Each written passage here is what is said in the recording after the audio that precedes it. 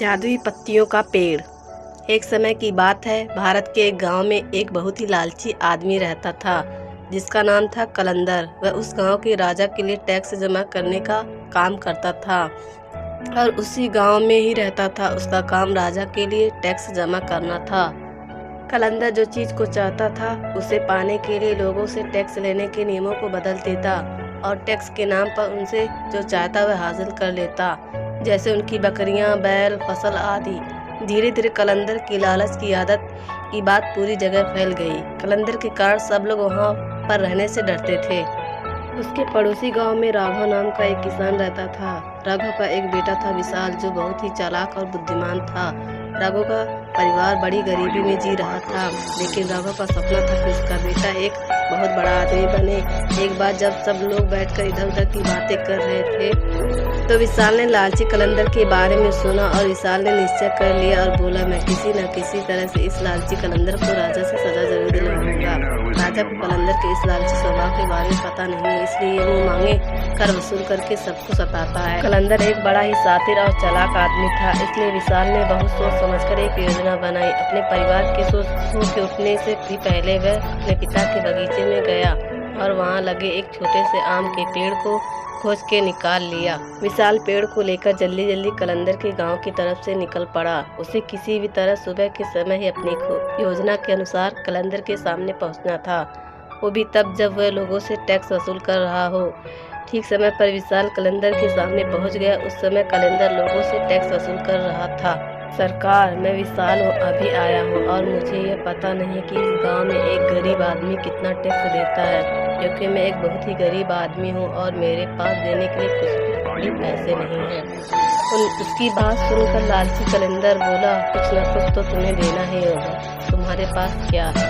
विशाल ने अपने पेड़ की तरफ देखकर कहा, मेरे पास बस यही जादुई पेड़ है, इसके सिवा कुछ भी नहीं है। कलंदर ने हैरान होकर कहा, जादुई पेड़? जादुई पेड़ का नाम सुनकर कलंदर बड़ा खुश हुआ और उसने पूछा कि आखिर इसमें क्या जादू है। विशाल ने चालाकी से हंसते हुए कहा, अरे मालिक, ये बहुत ही कमाल का पेड़ है। जो भी इसके पत्ते को छूता है वह कई घंटों के लिए लोगों को दिखाई नहीं देता। वह पूरी तरह से लोगों के सामने से गायब हो जाता है, पर वह सबको देख सकता है। लालची कलंदर को विशाल की बात पर भरोसा नहीं हुआ। उसने कहा, क्या तुम मुझे ऐसा करके दिखा सकते हो? विशाल ने कहा, हाँ क्यों नहीं, जरूर। विशाल की बात सुनकर लालची कलंदर ने उसे ऊपर से नीचे तक देखा और बोला, अगर तुम यहाँ रहना चाहते हो तो तुम्हें अपना ये पेड़ मुझे देना होगा। मैं तुम्हें इस गांव में बिना कुछ दिए नहीं रहने दूंगा। और इससे पहले कि विशाल कुछ कहता, लालची कलंदर ने उसके हाथों से उसका पेड़ छीन लिया और दौड़ता हुआ अपने घर पर चला गया। घर जाकर उसने पेड़ की एक पत्ती तोड़ी और उसे अपने माथे पर रख लिया। वहीं पास में उसकी पत्नी बैठकर खाना पका रही थी। उसने अपनी पत्नी से पूछा, सुनो, क्या तुम मुझे देख सकती हो? पत्नी को कलंदर की बात सुनकर बहुत गुस्सा आया। वह बोली, क्यों नहीं देख सकती? क्या मैं तुमको अंधी नजर आती हूँ? अब कलंदर बड़ा परेशान हो गया। वह भागते हुए दूसरे कमरे में गया और उसने पेड़ की दूसरी पत्ती तोड़कर फिर अपने माथे पर लगाई। फिर वापस रसोई घर में आकर बोला, अब क्या तुम मुझे देख सकती हो?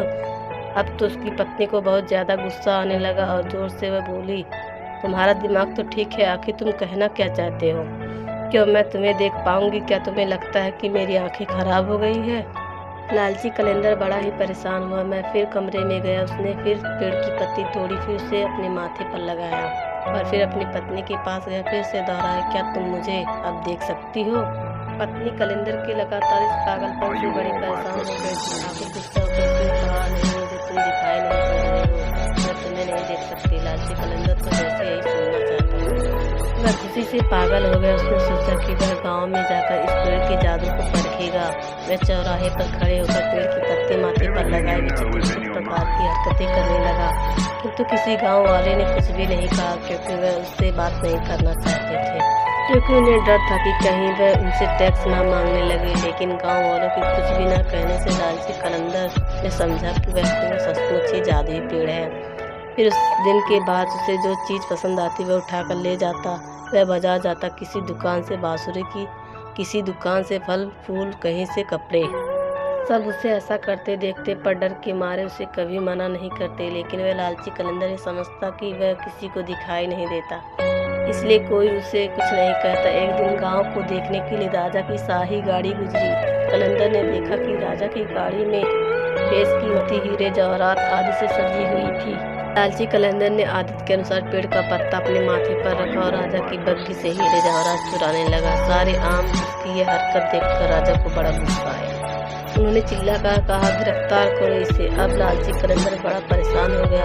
उसने कहा, महाराज मुझे क्षमा करें, इसमें मेरी गलती नहीं है। एक गरीब आदमी ने मुझे जादुई पेड़ दिया जिसकी पत्तियां अपने सर पर रखकर मैं अदृश्य हो जाता था, लेकिन आज मुझे पता चला कि मैं झूठ बोल रहा था क्योंकि आपने मुझे देख लिया और मैं गायब नहीं हुआ। राजा को उसकी बात सुनकर बहुत गुस्सा आया। राजा ने कहा, यह तो बिल्कुल पागलों की तरह बात कर रहा है। क्या कोई पेड़ ऐसा भी होता है जिसकी पत्ती माथे पर रखकर कोई गायब हो जाता है? ऐसे पागल आदमी को हम टैक्स वसूली के काम पर नहीं लगा सकते। राजा ने तुरंत ही कलंदर से उसकी नौकरी छीन ली और इसके बाद लालची कलंदर सारी जिंदगी उसी गांव में लोगों के सामने अपना मुंह छुपाकर जीता रहा।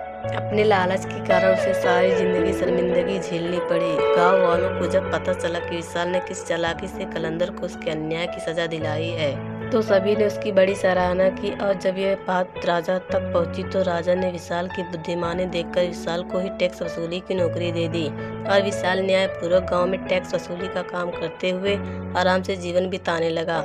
लालच और अन्याय के कारण कलंदर को अपनी जिंदगी लोगों के ताने सुनकर शर्मिंदगी के साथ बितानी पड़ी। लालच बुरी बला है दोस्तों, हमें कभी लालच नहीं करना चाहिए। जब भी हम लालच करते हैं तो अपना ही नुकसान होता है। जिस तरह इस कहानी में कलंदर ने लालच किया और अपनी नौकरी और इज्जत दोनों ही खो बैठा।